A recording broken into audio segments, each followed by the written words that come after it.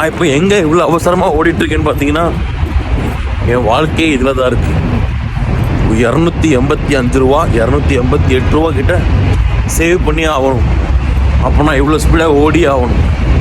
2 நிமிஷம் 1 நிமிஷம் லேட்டானா கூட என்னோடய ஒரு நாள் சம்பளத்தில் 1 கேடி கட் ஆகிடும். என்ன பண்ணுறது ஃப்ரெண்ட்ஸ்? எதுக்கு கோயத்துக்கு வந்தோம்? காசு சம்பாதிக்கிறது. ஆனால் அதை தவிர மற்ற எல்லாத்தையும் பண்ணிட்டு இருக்கோம் ஃப்ரெண்ட்ஸ்.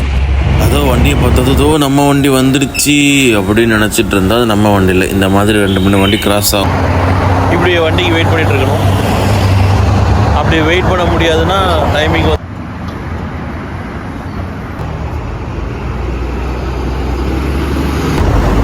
வண்டின்னு வரல.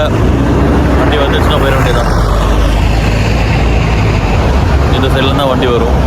அது வரைக்கும் நீங்கள் போய் சிட்டியோட வியூவை பார்த்துட்டு இருக்கலாம். நல்லா அருமையாக இருக்கும்.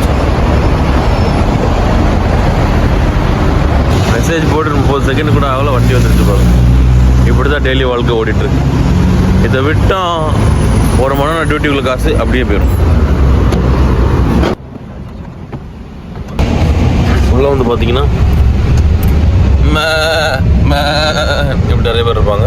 நம்ம அந்த கூட்டத்தில் கூட்டமாக போயிட்டுருப்போம். அவ்வளோ நம்ம டிராஃபிக்காக இருக்கும் டெய்லி காலையில் போகும்போது. சப்போஸ் நான் அந்த வண்டியை விட்டுட்டோம்னா ஒரு 1/2 மணி நேரமோ 20 நிமிஷமோ தாண்டி போனோன்னு வச்சுக்கோங்களேன், நான் போகிறதுக்கு இன்னொரு 1/2 மணி நேரம் ஆயிரும். 1/2 மணி நேரம் டிராஃபிக் இல்லாமல் போகும்போது 5 நிமிஷத்தில் போயிடலாம், 3 நிமிஷத்தில் கூட போயிடலாம். இந்த ஸ்கூல்லாம் ஓப்பன் ஆனதுனால செம்ம டிராஃபிக்காக இருக்கும் காலையில். ஒரு வழியாக டியூட்டிக்கு வந்து சேர்ந்தாச்சு. எப்படி டியூட்டிக்கு வந்து சேர்ந்துச்சுன்னா நம்ம ஸ்பாட்டுக்கு வந்தோடனே வேலையை ஸ்டார்ட் பண்ணிடுவோம்.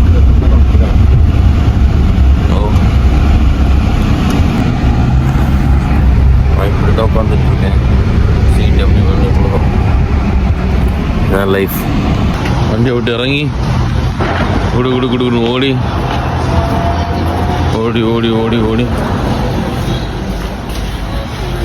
மேலே. இதுதான் வாழ்க்கை. எதுக்கு இப்படி காலங்காலத்தில் 5 மணிக்கு எல்லாரும் வச்சு எழுதி அதை ஆஃப் பண்ணிட்டு தூங்கிட்டு மறுபடியும் 6 மணிக்கு எழுந்திரிச்சு எதுக்கு 7 மணிக்கு டியூட்டிக்கு வரணும்னு தெரில. Why I am living this life I don't know. பார்த்தீங்கன்னா அலங்கோலமாக வந்து நம்ம அலங்காரம் பண்ண மாதிரி நின்றுக்கிட்டு டியூட்டியை ஸ்டார்ட் பண்ண வேண்டியதுதான்.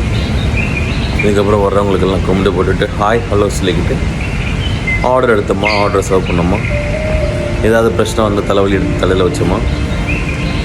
ஆனால் தலைவலிக்கு ஏற்ற சம்பளம் கிடையாது. தலைவலி ஜாஸ்தி இருக்கும், சம்பளம் ரொம்ப கம்மியாக இருக்கும்.